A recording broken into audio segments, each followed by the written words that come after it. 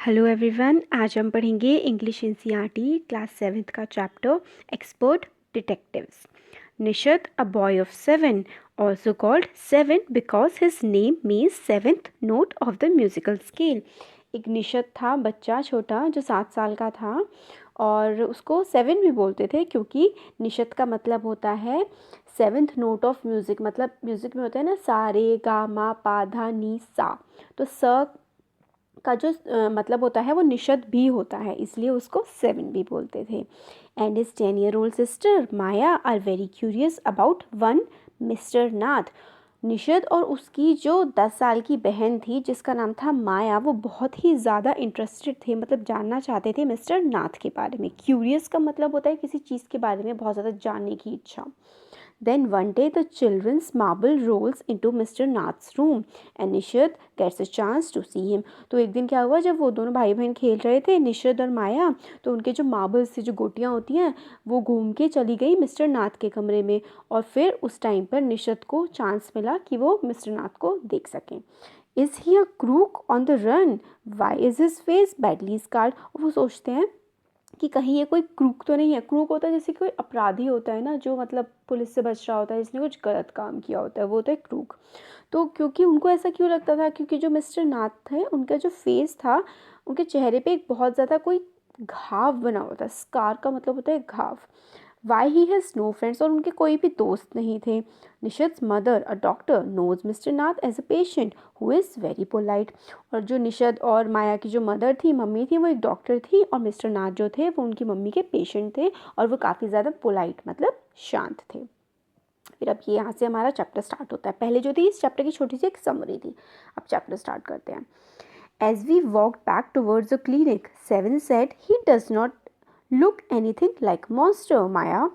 तो जो वो दोनों बच्चे थे माया और निशद, इसमें 7 जो है वो निशद के लिए यूज़ किया गया है। वो क्या कर रहे थे, वो मतलब वापस जा रहे थे अपनी मम्मी के क्लिनिक से, और वो बात कर रहे थे मिस्टर नाथ के बारे में। और तो निशद होता है वो बोलता है कि वो किसी मॉन्स्टर, किसी दानव की तरह तो नहीं लगते हैं Maya, but did you see how thin he is, maybe he is very poor and can't afford to eat. फिर बात कर रहे होते हैं कि वो मतलब किसी मॉन्स्टर, किसी मतलब दानव टाइप के तो नहीं लगते हैं, मगर वो काफ़ी ज़्यादा पतले से हैं। तो फिर एक और कंक्लूजन पे पहुंचते हैं बच्चे कि हो सकता है कि वो बहुत ज़्यादा गरीब हो, और वो खाना जो है वो अफोर्ड, मतलब खाना खरीदने के लिए उनके पास पैसे ही ना हो।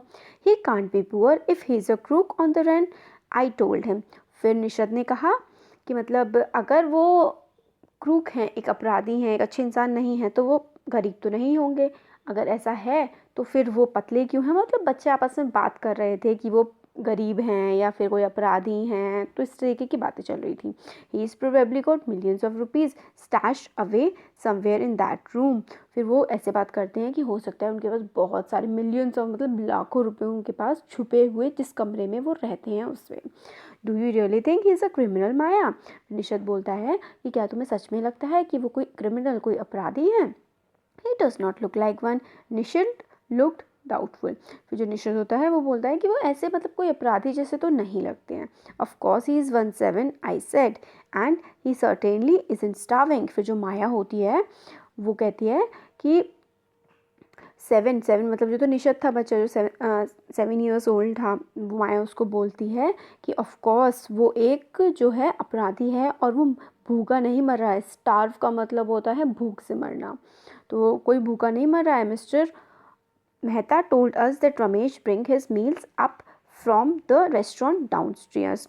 तो कोई इसमें जो मिस्टर मेहता हैं उन्होंने बताया था इन बच्चों को कि जो रमेश है वो मिस्टर नाथ के लिए खाना लेके जाता है उस रेस्टोरेंट से, जो बिल्कुल नीचे पर ही है, उनके कमरे में देकर आता है उनको। But Maya, Mister Mehta told us he doesn't work anywhere, so how can he possibly have money to pay for food, Nishad said. फिर जो होता है निशद बोलता है कि माया अपनी बहन से कि मिस्टर मेहता ने तो हमें ये भी बताया था कि जो मिस्टर नाथ हैं वो कोई काम तो करते नहीं हैं, तो फिर उनके पास पैसे कहाँ से आते होंगे। एग्जैक्टली, आई एक्सक्लेम्ड। तो जो माया होती है वो कहती है एग्जैक्टली, मैं भी यही सोच रही हूँ। He must have lots of money hidden somewhere, may be in that trunk in his room. वो कहती है हो सकता है ज़रूर इनके पास ना जो पैसा है ना वो छुपा हुआ होगा, और वो जो उनके कमरे में वो जो बक्सा है ना, ट्रंक है जो, उसमें छुपा हुआ होगा। It's probably full of silver and gold and jewels. हो सकता है कि उसमें बहुत सारा सिल्वर हो, सोना हो और बहुत सारे हीरे जवाहरात हों उसमें, ऐसा भी हो सकता है। व्हाट्स रबिश, निशत इंटरप्टेड। तो निशत बोलता है नहीं नहीं ऐसा कुछ नहीं है, बकवास कर रही हो तुम। I know I am right stupid I told him. तो जो माया होती है वो कहती है उसको, निशत को, कि तुम तो स्टूपिड हो, पागल हो, तुम्हें नहीं पता है कुछ भी। By the way 7 did you see his scars? I couldn't not, it was too dark. फिर जो माया होती है वो निशत से कहती है कि क्या तुमने उसके, जो मिस्टर नाथ हैं, उनके चेहरे के घाव देखे थे कि जब तुम अपने जो मार्बल्स हैं उनके कमरे से लेने गए थे? तो निशत बोलता है नहीं मैं नहीं देख पाया था क्योंकि वो वहाँ पर काफ़ी अंधेरा था। But I bet he got them during a shoot out with the police और समथिंग। फिर माया बोलती है कि मेरे को बिल्कुल पक्का भरोसा है कि वो जो उनके चेहरे पे जो निशान है ना चोट के, उनको पक्का तभी लगे होंगे जब वो मतलब पुलिस से भिड़ गए होंगे और पुलिस ने उनको गोली मारने की कोशिश की होगी इस तरीके से, तभी उनके वो निशान लगे होंगे। Mummy told us quite clearly they were burn scars, निशर said firmly। फिर निशर कहता है कि मम्मी ने हमें बताया तो है कि वो जो है, जो उनके स्कार्स हैं, चोटें हैं चेहरे पे, वो जलने की वजह से आई हैं। Perhaps the police had to set his house on fire to force him out, I suggested। 7 looked unsure। फिर जो माया होती है वो कहती है कि हाँ तो पता है क्या हुआ होगा, पुलिस ने ना उनके घर में आग लगा दी होगी ताकि वो उनको पकड़ पाएँ। On Monday following Mama's birthday, 7 went alone with her to the clinic at Girgaum as I was spending the evening with a school friend।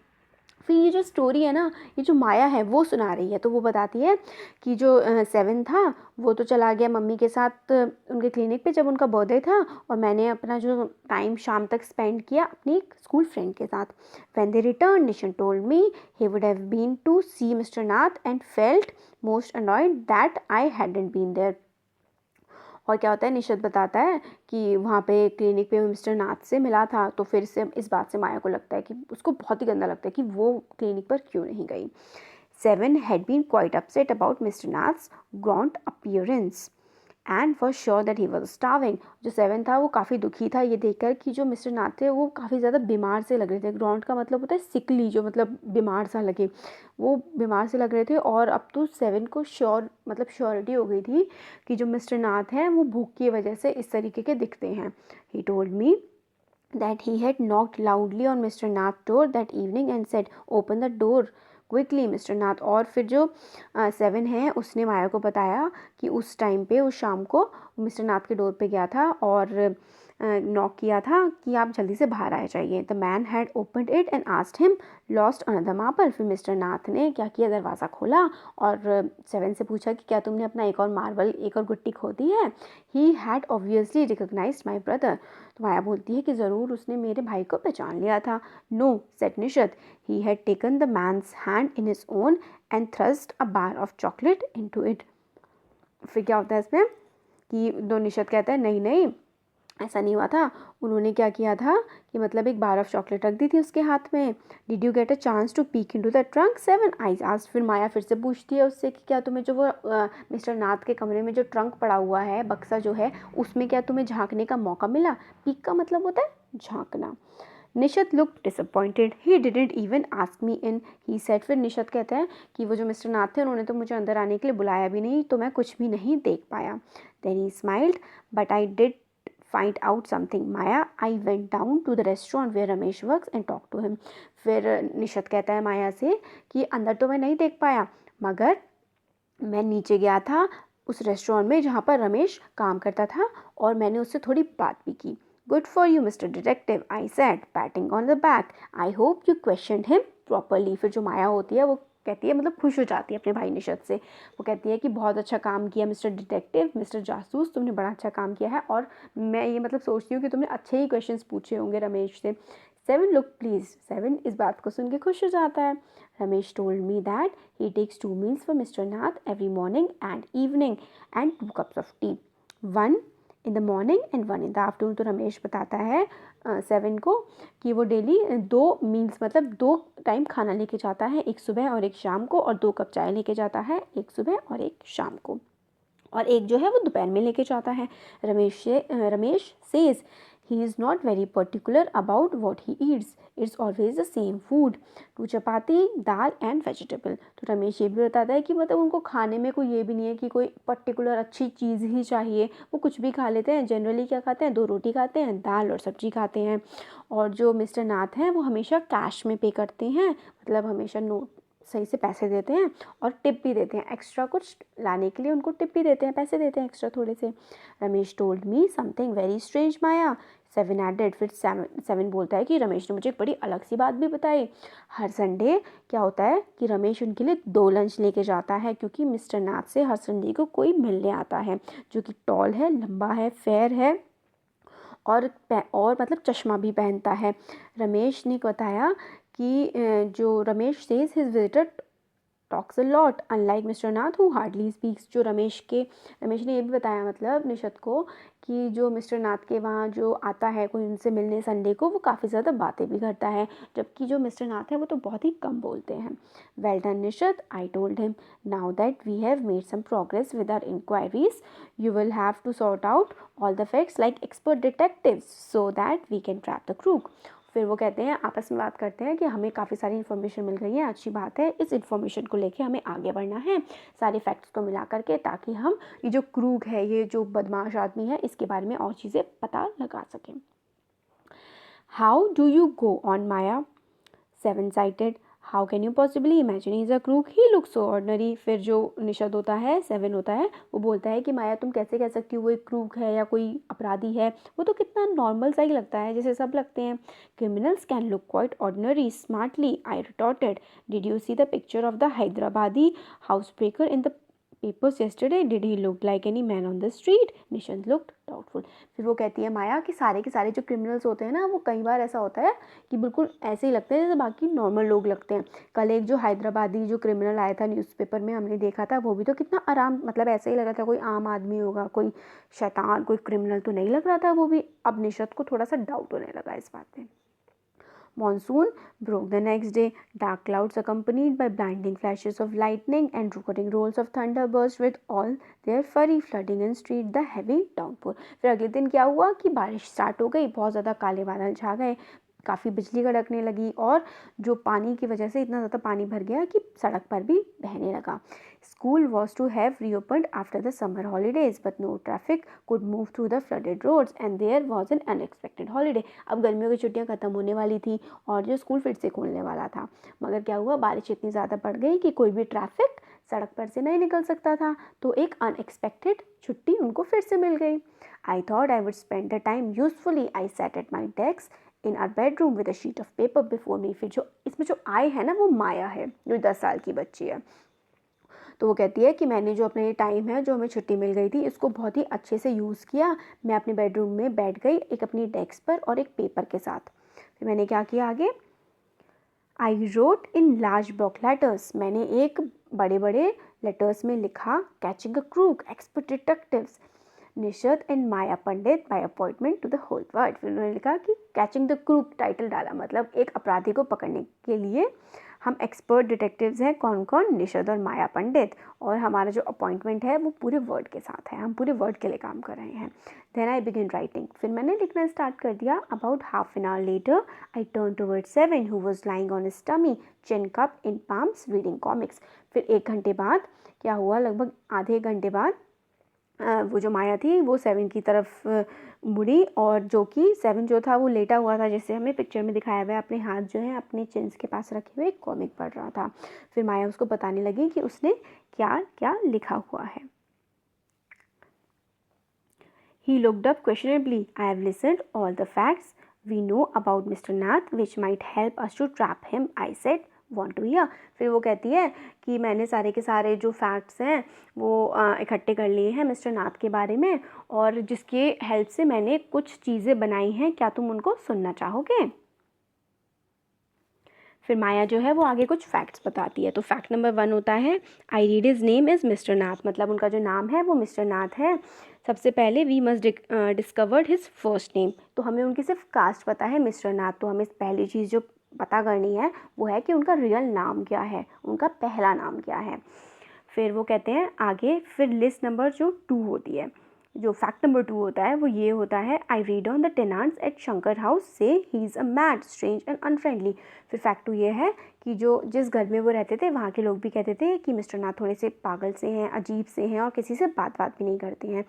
Fact number 3 है कि वो किसी से बात नहीं करते हैं बिल्कुल भी और उनमें कोई मैनर्स नहीं है। But he did talk to us, Maya and mamma says he is very polite. Nishat interrupted. फिर इस बात पे निशत कहता है कि उन्होंने मेरे से बात की, मम्मी भी कहती हैं कि वो काफ़ी अच्छे हैं।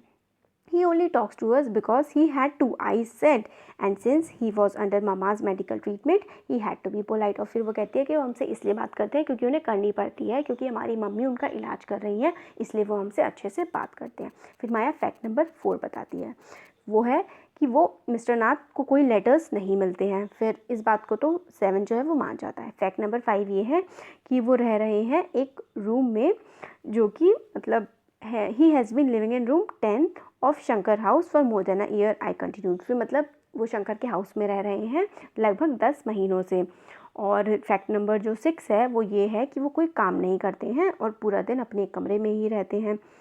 और जो फैक्ट नंबर 7 है वो ये है कि शंकर के जो घर में जो छोटे बच्चे रहते हैं उनको मिस्टर नाथ से बहुत डर लगता है।